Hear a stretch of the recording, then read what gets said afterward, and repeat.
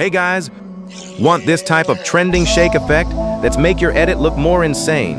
If this video gets 500 likes, so I will drop XML in description.